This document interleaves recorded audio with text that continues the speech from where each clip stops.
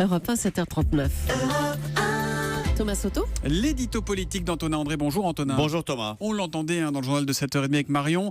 Le niveau de violence dans la campagne présidentielle est quasiment inédit, semble-t-il. Violence verbale avec des attaques ad nominem entre les candidats et aussi les violences physiques qui ont émaillé la campagne ces derniers jours. Oui, on a entendu à l'instant François Fillon comparé à Vercingétorix déposant les armes après avoir été comparé à Patrick Balkany. C'est Emmanuel Macron qui pratique à son tour le dénigrement de l'adversaire.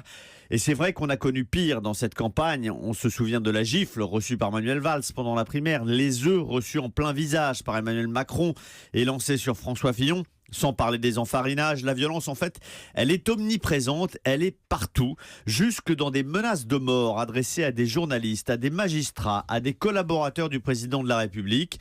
Violence verbale entre candidats à laquelle tous ont cédé, de Philippe Poutou à l'endroit de François Fillon, de Benoît Hamon à Marine Le Pen, la droguée aux faits divers. Outrance de François Fillon, exhumant un échange privé datant de 2016 avec Emmanuel Macron pour le décrédibiliser.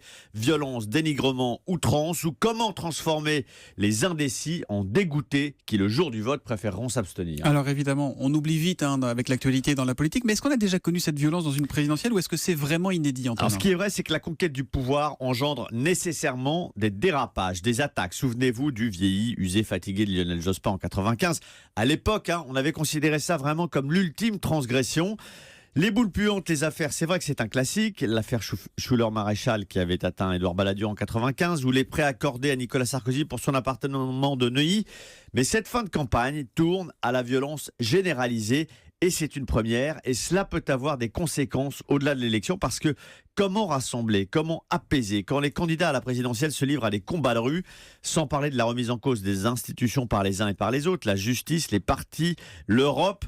Cette notion de respect que l'on érige en principe cardinal du vivre ensemble, les candidats la piétinent. Et un pas supplémentaire a été franchi lorsque François Fillon, tout en condamnant la violence, c'était hier, à l'endroit de journalistes, en marge de son meeting, donne le sentiment de l'expliquer, cette violence, que chacun, dit-il, s'interroge sur ses propres responsabilités. Ce n'est pas ce que j'appellerais un appel au calme. L'édito politique signé Antonin André. À demain, Antonin.